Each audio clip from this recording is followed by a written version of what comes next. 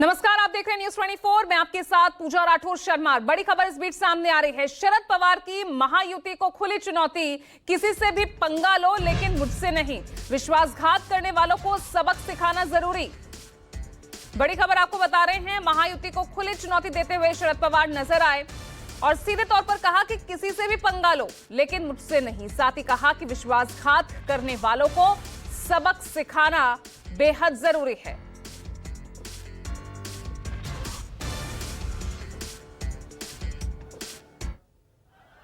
त्यांचे काय करायचे?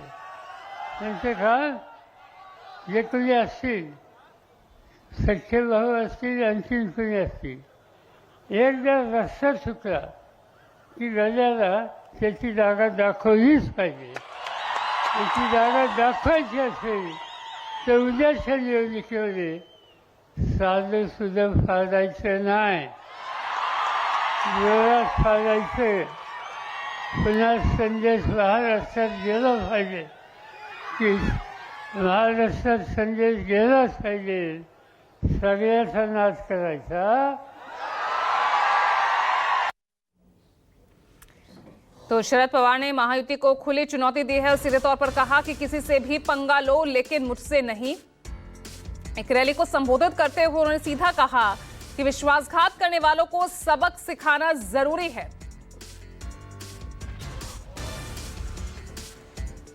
तो शरद पवार ने किस तरह से महायुति को खुली चुनौती दी है, क्योंकि महाराष्ट्र की ये लड़ाई, आज चुनाव प्रचार थम जाएगा शाम 5 बजे और उससे पहले किस तरह से असली नकली गद्दार और खुद्दार की ये लड़ाई है।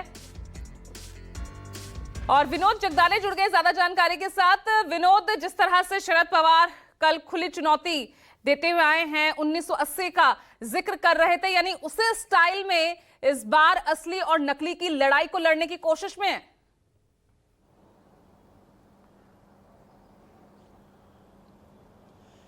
देखिए, मैं आपको बताना चाहता हूं कि शरद पवार इस बार प्रचार में आक्रामक नजर आए। पहले तो वो दिलीप वलसे पाटिल के खेड़ अंबेगांव चुनाव क्षेत्र में जाकर उन्हें गद्दार करार देकर आए। तो कल माड़ा में, जहां पर बबन शिंदे जो विधायक थे, 6 बार शरद पवार के साथ वो जीत कर आए थे, लेकिन इस बार वो अजित पवार के साथ जा चुके हैं।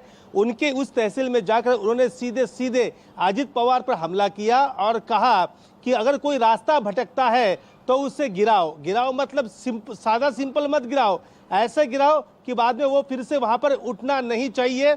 ये बात उन्होंने कही है। इतना ही नहीं, शरद पवार ने ये भी दाखिला दिया है कि 1980 में जब मैं कुछ दिनों के लिए विदेश चला गया, तब यहाँ पर मेरे खिलाफ साजिश की गई।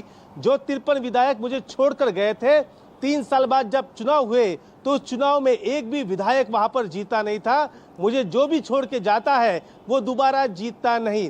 जाहिर सी बात है, महाराष्ट्र में बारामती की लड़ाई अहम है और सबसे ज्यादा सीटों पर शरद पवार और उनके खिलाफ अजित पवार के उम्मीदवार, इन दोनों की लड़ाई है। ऐसे में चाचा भतीजे से भी ज्यादा हमलावर वहां पर हो चुके हैं। हर जगह पर वो अपने भतीजे को वहां पर टारगेट कर रहे हैं।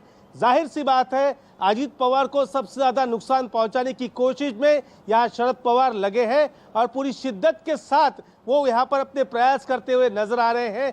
बारामती हो, खेड़ अंबेगांव हो या फिर अन्य चुनाव क्षेत्र हो, वही सब जगह पर अब शरद पवार हमलावर हो चुके हैं। ठीक है विनोद, तो 1980 वाली जो जीत को वो दोहरा पाते हैं या नहीं, जिसका जिक्र खुद शरद पवार कर रहे थे, ये देखना होगा। बहुत बहुत शुक्रिया आपका विनोद।